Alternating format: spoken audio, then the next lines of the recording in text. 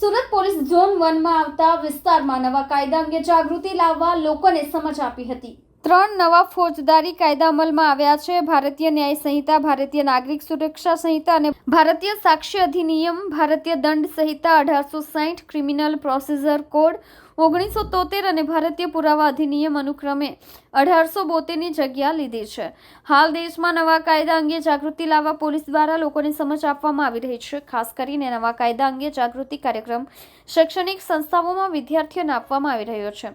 આજે સુરત શહેર police zone 1 દ્વારા નવા કાયદા અંગે જાગૃતિ કાર્યક્રમ યોજવામાં આવ્યો હતો। તે અનુસંધાને સરથાણા પોલીસ સ્ટેશન વિસ્તારમાં આવેલ આશાદીપ વિદ્યાલય 1 સીમાડા નાકા ખાતે સરથાણા, વરાછા, કાપોદ્રા, પૂણા, સારોલી પોલીસ સ્ટેશનના તમામ જાહેર જનતાને ખાસ આમંત્રણ આપવામાં આવ્યું હતું। આ કાર્યક્રમ અંતર્ગત મહિલાઓ અને બાળકોને લગતા કાયદા વિશે માહિતી તથા સાવધાની બાબતે યોગ્ય સૂચનાઓ આપવામાં આવી હતી।